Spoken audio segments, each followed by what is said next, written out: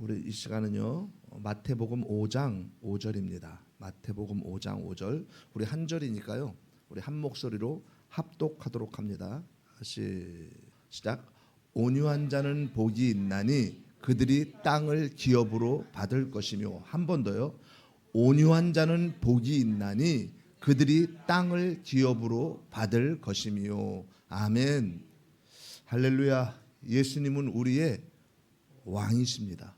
예수님은 우리의 생명이시고 예수님은 우리의 전부이십니다. 여러분, 예수님을 만나고 예수님을 회복하면은요 우리의 전부가 회복됩니다. 어떤 문제가 있든지 그 문제 해결됩니다. 어떤 질병이 있든지 질병 치유됩니다. 우리 마음 심령 가운데 어떤 상한 심령이 있든지 그 심령 회복됩니다. 그리고 앞이 캄캄하고 앞길이 안 보이지만 갈 길이 보입니다. 여러분, 우리는 내일 일을 알지 못해요. 정말로요. 그래서 오늘 드리는 이 예배가 우리에게 마지막 예배가 될 수 있습니다. 저도 오늘 이 설교가 마지막 설교라는 마음으로 온 힘을 다해서 예수님을 선포할 것이고, 그리고 여러분들도요 온 마음을 다해서 예배드림으로 예수님을 만나셔야 됩니다.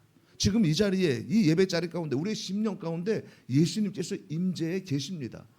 그러므로 오늘 말씀을 들을 때요, 말씀을 듣는 중에, 말씀을 듣는 가운데 그 말씀 가운데 임재하시는 예수님, 그 말씀 자체이신 예수님, 그 예수님을 꼭 만나시기를 주님의 이름으로 축원합니다. 오늘은 우리가 온유한 자는 복이 있나니 라는 제목으로 말씀을 증거합니다. 우리가 올해 들어와서 2026년도에 들어와서요 마태복음 5장, 6장, 7장, 그러니까 소위 산상수훈이라고 그러죠. 이걸 우리는 율법 완성이라고 칭하잖아요.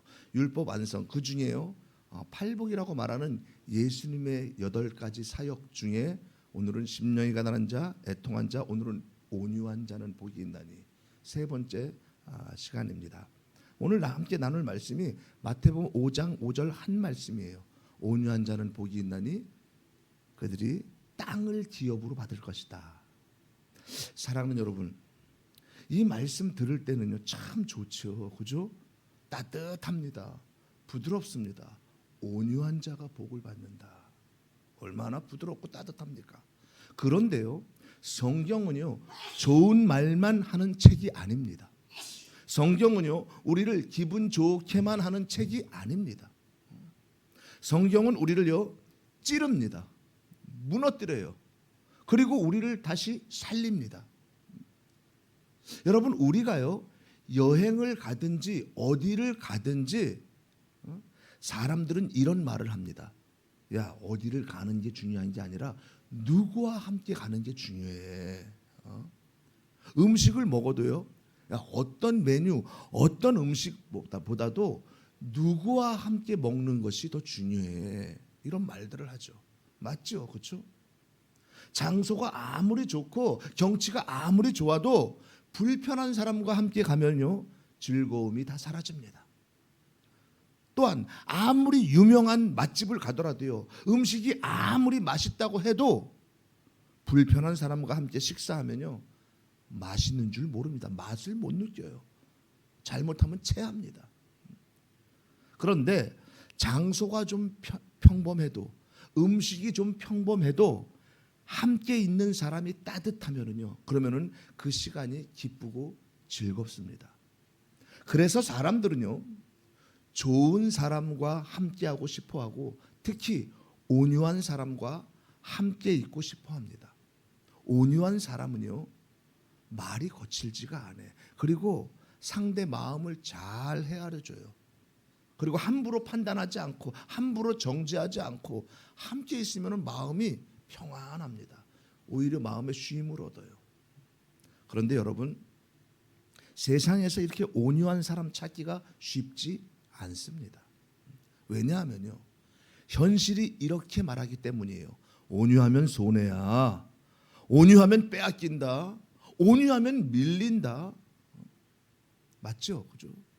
직장에서 온유하면은요 만만하다 소리 듣습니다. 가정에서 온유하면 당연히 참아줄 사람이 됩니다. 그리고 관계에서 친구 관계건 직장 관계건 어떤 대인 관계에서 온유하면은요 이용당하기 쉽습니다. 그래서 세상은 이렇게 말합니다. 온유는 무능이야. 온유는 힘이 없어. 강해야 살아. 이 험한 세상에 온유하면 당한다 너. 사실적 예를 하나 들면은요. 우리나라 역사를 보면은요. 참 외세 침략을 무지하게 많이 받았습니다. 약 900번 이상, 1000번을 받았어요. 침략을. 우리나라는 침략한 적이 없는데 그렇게 외세 침략을 많이 받았습니다. 수없이 겪었어요. 사람들은 말합니다. 그러면 우리나라 백성이 민족이 온유해서 그래. 그러니까 남한테 쳐들어가지는 못하고 그냥 침략만 받잖아. 그렇다면 여기서 질문이 나옵니다. 예수님, 이 말씀이 현실과 다르지 않습니까? 온유하면은 땅을 얻는 게 아니라 오히려 땅을 빼앗기는데 예수님 현실을 모르셔서 그랬어요? 아니죠. 주님이 모르실 리가 없습니다. 그럼 주님은 왜 온유한 자가 복이 있다고 하십니까? 오늘 말씀은요, 우리를 착한 사람으로 만들려는 말씀이 아닙니다. 성경은요, 도덕책이 아닙니다. 성경은 우리를 윤리로 훈련시키는 책이 아닙니다. 착하게 살아야 돼. 겸손하게 살아야 돼. 남을 돕는 자로 살아야 돼. 이것 때문에 성경을 기록하지 않았습니다. 성경은요, 예수님을 드러내는 책입니다. 예수님이 하시는 말씀은요, 성격이 아닙니다. 온유는요, 성격이 아니에요. 온유는 성품이 아닙니다. 예수님 당시 유대인들도요, 온유를 성격으로 이해했어요. 성격으로. 그래서 백성들에게 온유해야 된다, 부드러워야 한다, 겸손해야 된다라고 가르쳤습니다. 그런데 그들은요, 속으로 이렇게 생각했습니다. 백성은 온유해야 되지만 지도자는 강해야 한다. 지도자는 온유하면 땅을 못 지킨다.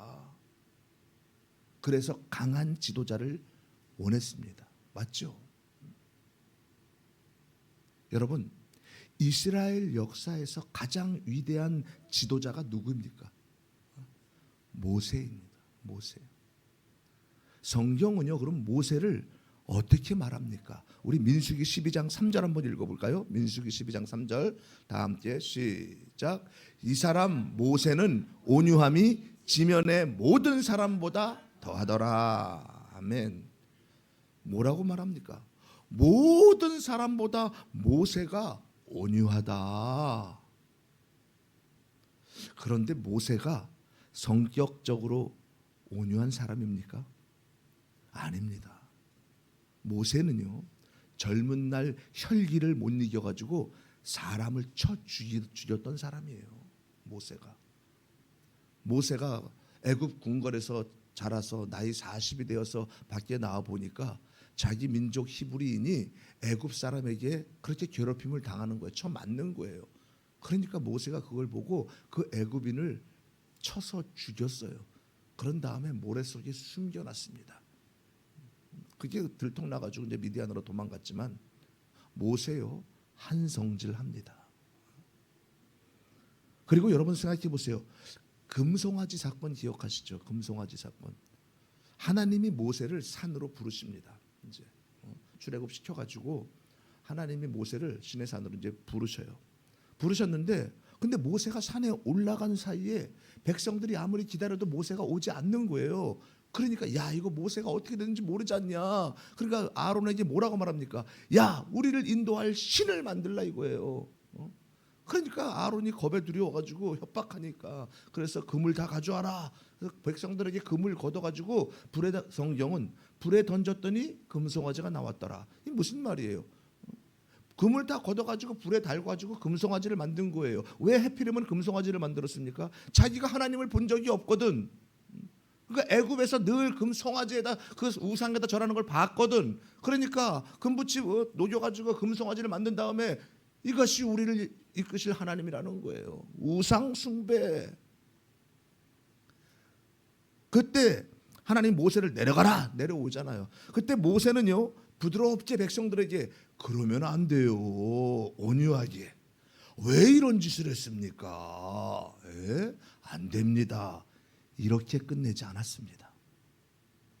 출애굽기 32장에 보면은요, 모세가 이렇게 말합니다. 여호와 편에 있는 자는 내게로 나아오라. 그랬더니 레위 지파가 모세 쪽으로 나아옵니다. 그리고 그들에게 어떤 일을 시킵니까? 우리 출애굽기 32장 27절 다 함께 읽어보죠. 하나님이 모세를 통해 시킨 거죠. 32장 27절 시작. 모세가 그들에게 이르되 이스라엘의 하나님 여호와께서 이렇게 말씀하시기를 너희는 각각 허리에 칼을 차고 진 이 문에서 저 문까지 왕래하며 각 사람이 그 형제를, 각 사람이 자기의 친구를, 각 사람이 자기의 이웃을 죽이라 하였느니라. 어마어마하게 무서운 말씀입니다. 하나님 여호와 편에 있는 자들은 내게로 나오라 한 다음에 하나님께 받은 말씀을 그대로 말하는 거예요. 너희들은 칼을 차라는 거예요. 레위 지파에 칼을 차고 이 문에서 저 문까지 다니면서 형제와 이웃과 사람들 다 죽이라는 거예요. 자기에게 나오지 않는 자들.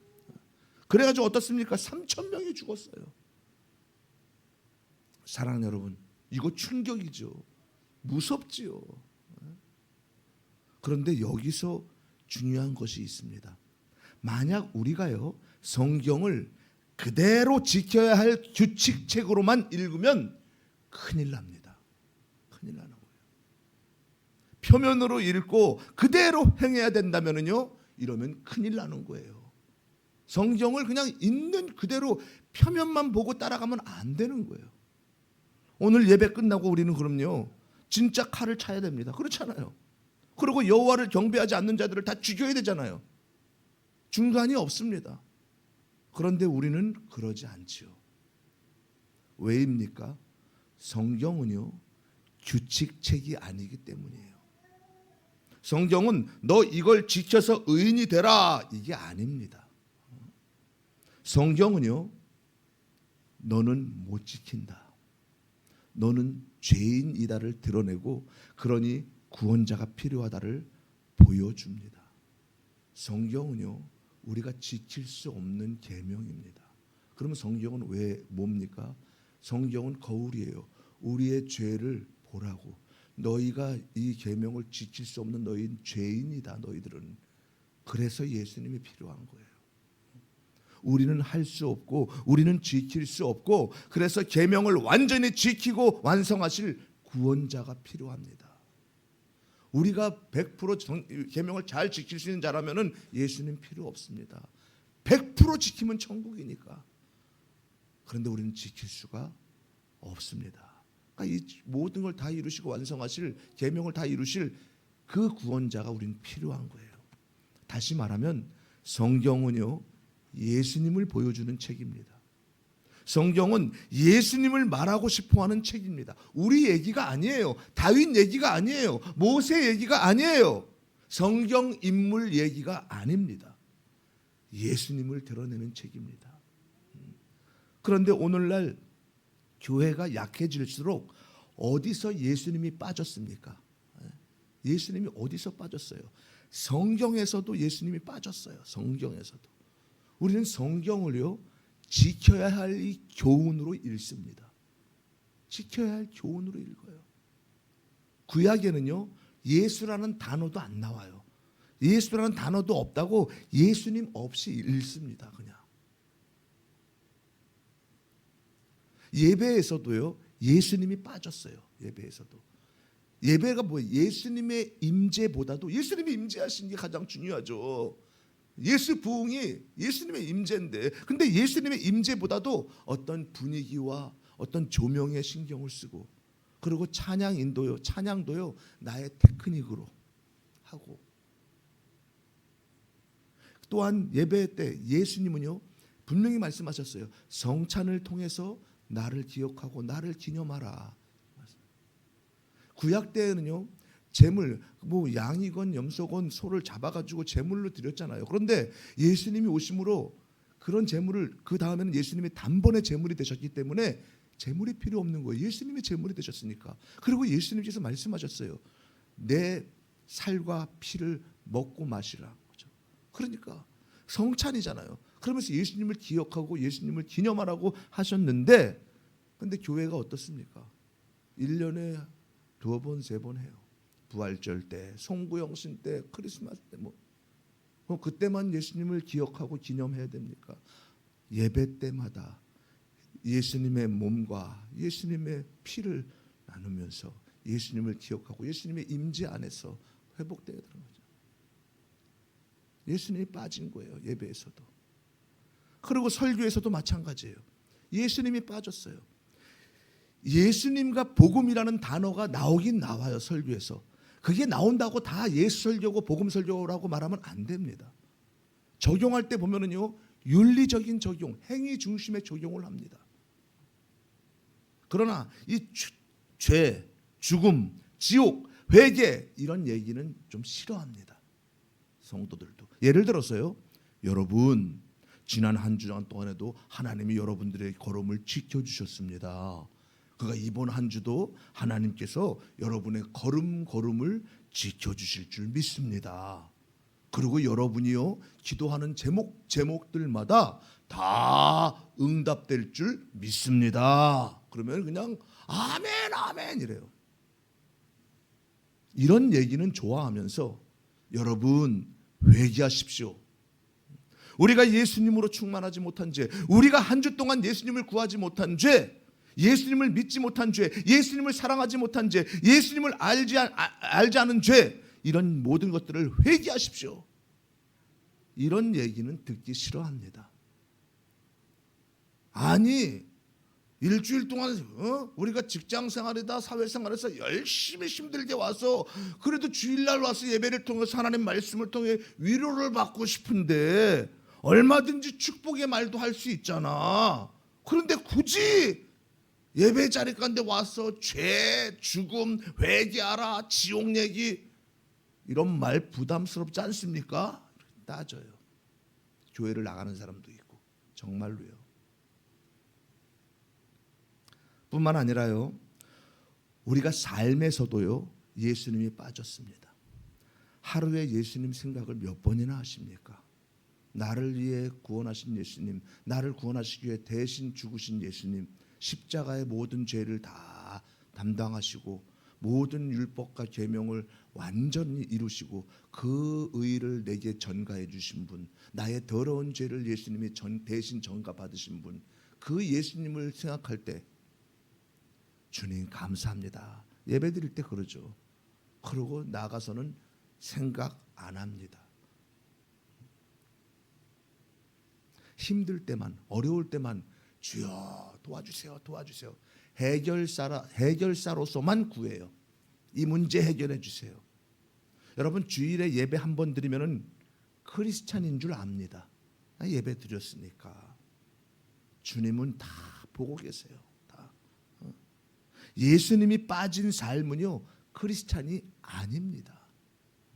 아무리 예배를 드린다 그래도요 예수님이 빠진 그 예배 아닙니다. 생명 없는 예배는요 종교인일 뿐입니다. 그냥 비나이다 비나이다. 불교나 이단이나 남녀호랭개교나 하나님의 교회나 다 똑같아요. 이슬람교나 힌두교나 비나이다 비나이다. 이처럼요 성경에서 예배에서 설교에서 우리의 삶에서도 예수님이 빠져 있습니다. 그러면 뭐가 남습니까? 윤리만 남습니다. 도덕만 남습니다. 성품 훈련만 남습니다. 온유해져야지, 안 그래? 너 노력해라. 네가 바뀌어야 돼. 네가 변화돼야지. 내가 맨날 해야 돼. 내가 맨날. 사랑하는 여러분, 이게 복음입니까? 아닙니다. 복음 아닙니다. 복음은요 네가 바뀌어라가 아닙니다. 복음은요 그리스도가 오셨다입니다. 그래서 갈라디아서 5장 그 성령의 열매도요 우리가 조심해야 돼요.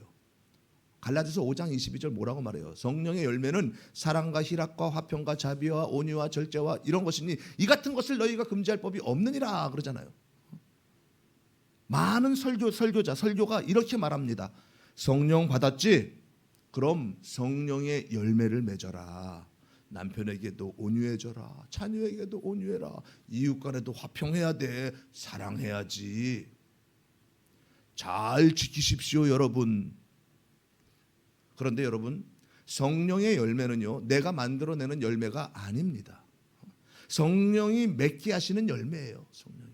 주체가 누굽니까? 성령입니다. 성령. 그런데 설교자가 주체를 바꿔버리면은요, 복음은 사라집니다. 사람이 무너지는 거예요. 난 못해요. 그러면서 좌절하는 거예요. 혹은 나는 지쳤어요. 그래도 나름대로. 왜? 그러면서 교만해집니다. 둘 다 복음이 아니에요. 지키지 못하는 것 때문에 늘 좌절하고, 왜 나는 교회를 다녀도 잘 안 돼. 성령의 열매가 나는 없나 봐. 좌절하고, 또 어떤 사람은 조금 사랑하고 조금 베풀어주고 지켰다고 해서 나는 그래도 이번 주에 나름대로 지켰어. 교만해지고. 둘 다 복음이 아닙니다. 그럼 복음은 무엇입니까? 예수님이 하셨다. 예수님이 내 안에 오셔야 된다. 성령이 나를 살리셔야 된다. 예수님이 내 안에 충만하면은요, 예수님이 다 이루신 그 열매를 저절로 맺게 하는 거예요.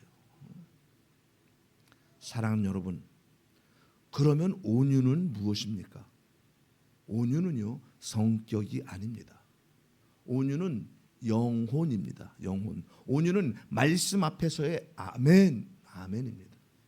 하나님이 말씀하시면 아멘 하고 따르는 순종, 그게 영혼의 온유예요.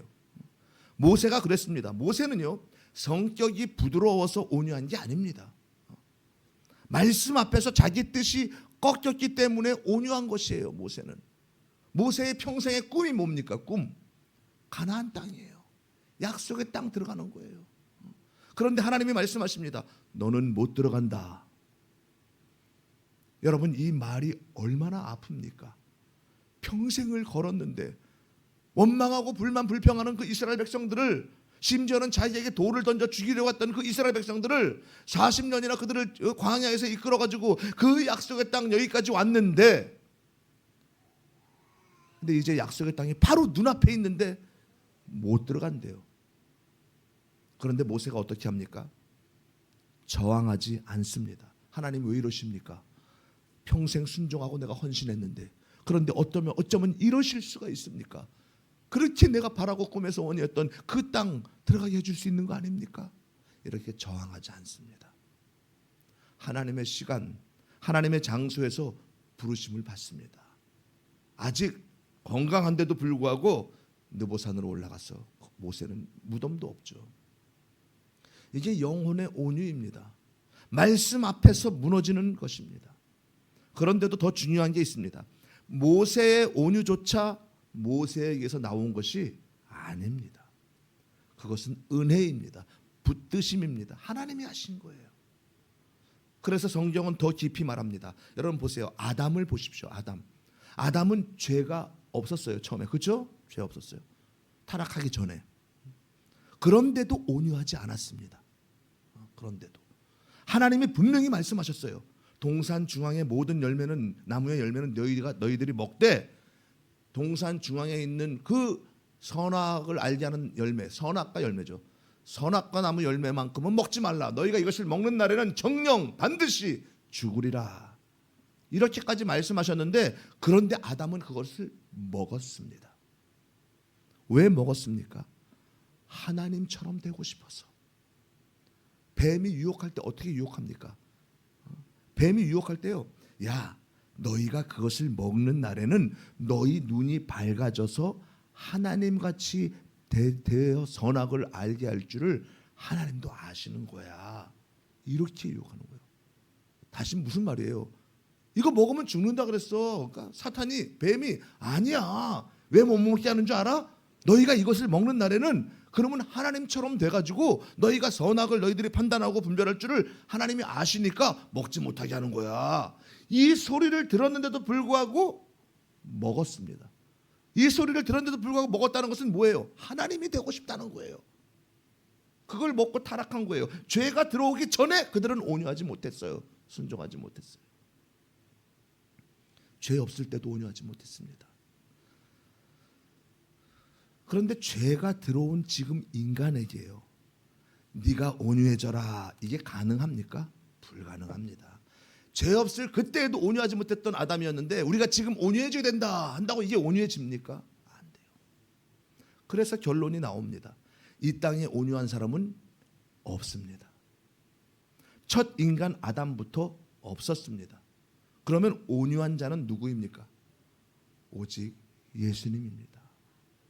예수님이 친히 말씀하십니다. 마태복음 11장 29절에 보니까 나는 마음이 온유하고 겸손하니. 아멘. 사랑하는 여러분, 성경이 답했습니다.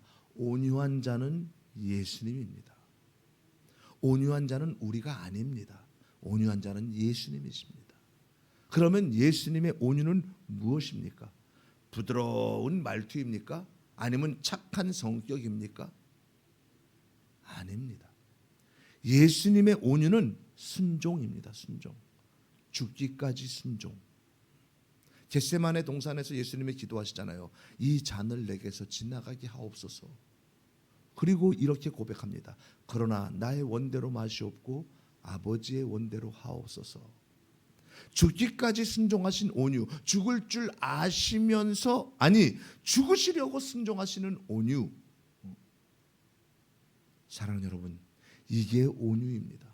하나님 뜻 앞에서 자기 뜻을 내려놓는 온유입니다. 예수님은요 도망가지 않으셨습니다. 예수님은 피하지 않으셨습니다. 예수님은 십자가로 가셨습니다. 예수님은 죽기 위해 가셨어요. 왜요? 우리를 살리기 위해서입니다. 이렇게 하지 아니하면 우리가 살 수 없으니까. 우리의 모든 죄를 뒤집어 쓰시고선 죄를 전가받으셨잖아요. 뒤집어 쓰시고선 예수님이 죽으셔야 하니까. 죄의 싹은 사망이니까. 그래야 해결되니까. 우리를 살리기 위해서요. 그리고 예수님의 온유는요 죄인을 향한 태도에서 드러납니다. 예수님은요 죄인을 버리지 않으셨습니다. 포기하지 않으셨어요. 죄인을. 사마리아 여인, 요한복음 4장에 나오는 사마리아 여인을 보십시오. 남편이 5이 있었고 지금 이 사는 남자도 남편이 아닙니다. 그러니까 사람들은 그를 어떻게 보겠습니까? 손가락질했겠죠. 그리고 막 욕을 해야 되고 창녀라고 했겠죠. 그죠? 오죽했으면은 그가 물을 먹고 살아야 되니까. 물을 뜨러 우물에 나올 때도 언제 옵니까? 사람들이 없는 정오 시간에. 그 지역은 너무 더우니까 정오 시간에 1-2시간은 집에 있어요. 잠자거나. 그 사람들이 안 다니는, 부딪히지 않기 위해서 몰래 정오 시간에 우물에서 물을 지르러 오는 그 사마리아 여인. 그런데 예수님은요 그걸 다 아시면서도 그 여인을 찾아가셨습니다. 예수님께서 유대 땅에서 갈릴리로 가시다가 그 사마리아 그 우물가에 예수님이 먼저 오셔서 계시잖아요. 찾아가신 거예요. 누구를요? 그 여인을. 그리고 정죄로 눌러 죽이지 않습니다. 진실을 드러내실 때 그 진실을 드러내되 살리시는 거예요. 그러니까 그의 행위에 대해서 진실은 드러내지만은 그 영혼은 살리시는 거예요. 내게 남편이 5이 있었고 지금 있는 남편도 네 남편이 아니다. 그러니까 이 땅에서는요 참 남편, 참 신랑이 없다. 내가 바로 너의 참 남편이다. 내가 바로 너의 참 신랑이다. 죄를 보시되 품으십니다. 그 영혼을 신부로 삼으십니다. 여러분 이게 예수님의 온유입니다. 우리는요 지저분하고 말은 이런 사람들은 좀 저기하고 똑똑하고 또 내 마음에 드는 사람들은 품으려고 그러고, 예수님은 그렇지 않습니다. 낮고 천한 자, 어떤 외모와 어떤 죄인이더라도 예수님은 다 품으시는 그 영혼. 이게 예수님의 온유입니다. 죄인을 살리시는 온유. 이제 본문으로 한번 돌아갑니다. 온유한 자는 복이 있나니 그들이 땅을 기업으로 받을 것이며. 온유한 자가 누구입니까? 예수님. 그렇다면 복이 누구에게 임합니까? 예수님을 받아들인 자, 예수님 앞에 엎드리는 자, 나는 죄인입니다 고백하는 자, 그 영혼이 온유한 자입니다. 그들에게 주님은요 땅을 기업으로 주십니다. 땅을. 그런데 그 땅이 무엇입니까? 그 땅이 우리가 좋아하는, 우리가 원하는, 여러분이 원하는 아파트입니까? 아니면 내 자리입니까? 내 소유입니까? 주님이 주시는 땅은요, 새 하늘과 새 땅입니다. 천국입니다. 천국. 요한계시록 21장 1절에 보면은요, 내가 새 하늘과 새 땅을 보니. 천국은요, 노력으로 들어가는 곳이 아닙니다. 천국은요, 인격 수련으로 들어가는 곳이 아닙니다. 천국은 성격을 고쳐서 들어가는 곳이 아닙니다. 그러니까 우리가 계명을 지키려고, 남한테 착한 일을 많이 하려고 노력하고 애쓰고, 교회의 헌신을 열심히 하려고 노력하고, 이렇게 해서 천국 들어가는 것이 아니에요. 인격 수련을 위해서 골방에 들어가서 어떤 수도사에 들어가서 금식하면서 기도하고 이런다고 들어가는 것이 아닙니다. 그리고 성격을 고쳐서, 그래 내가 부드러운 사람이 돼야지, 남한테 분노 내지 말아야지, 이렇게 해서 천국에 들어가는 것이 아닙니다. 예수의 영이 있어야 들어갑니다. 십자가 피로 덮여야 들어갈 수 있습니다. 그래서 성도는요, 천국 가려고 그렇게 노력하고 애쓰는 자가 아닙니다. 천국 가려고 성품을 바꾸고 공로를 세우는 자가 아닙니다. 성도는요, 영혼의 온유로 오신 예수님을 받아들이는 자입니다. 예수님을 구하고 찾는 자입니다. 영혼의 온유로 오신 예수님 앞에 나아가는 자입니다. 성도는요, 세상의 땅을 기업으로 받는 자가 아니라 천국의 기업을 받는 자가 바로 진정한 성도입니다. 그렇다면 여러분, 오늘 적용이 뭡니까? 온유해져라가 아닙니다. 겸손해져라가 아닙니다. 부드러워져라 이것도 아닙니다. 오늘 적용은요, 주님, 저는 온유하지 않았던 죄인입니다. 주님, 제 안에 예수님이 필요합니다. 이 고백입니다. 이게 회개예요. 이게 구원의 문입니다. 나는 더러운 죄인입니다. 나의 죄를 깨닫고 예수님이 필요합니다. 예수님을 구하는 거예요. 예수님을 믿고 찾는 거예요. 이게 구원의 문이에요. 예수님이 이 자리를, 이 진리를요, 비유로 보여주십니다. 이 진리, 어떤 비유요? 늘 우리가 이번에 많이 비유가 나오지만 누가복음 15장에 보면 탕자 비유가 나오잖아요. 탕자가 집을 나가요. 아버지의 유산을 다 가지고 나가요. 그래서 호랑방탕에 다 날립니다. 돈이 하나도 없자 그는요, 돼지 우리간에 들어가서 돼지가 먹는 그 쥐염 열매를 먹는 신세가 되었을 때 그가 뭐라고 고백합니까? 나는 아버지께 죄를 지었고 하늘에 죄를 지었습니다. 이렇게 고백합니다. 여러분, 이게 영혼의 온유입니다. 변명하지 않는 고백입니다. 자기 의의를 내려놓는 고백입니다. 그때 아버지가 어떻게 합니까? 예복을 입혀주고 반지를 끼워주고 신을 신겨주고 잔치를 엽니다. 이게 뭡니까? 기업을 받는다는 뜻입니다. 새하늘과 새 땅의 잔치에 들어간다는 뜻입니다. 사랑하는 여러분, 이제 말씀을 우리 마무리하는데요, 오늘 설교를 듣고요, 이렇게 결론을 내리면 복음이 사라집니다. 그래, 오늘부터 온유해져야지. 내가 부드러운 성품으로 사람들을 대할 거야. 나 변화될 거야. 이제 나 겸손한 성격이 될 거야.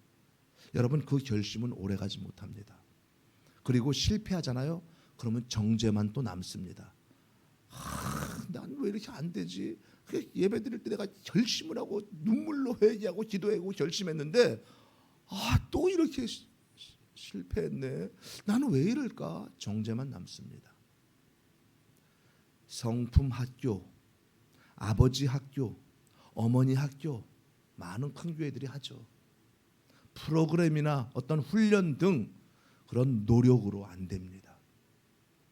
그것들이 영혼을 온유하게 만들지 못합니다. 우리는 그 무엇을 노력하고 애써도 우리의 영혼이 온유한 자가 되지 못합니다.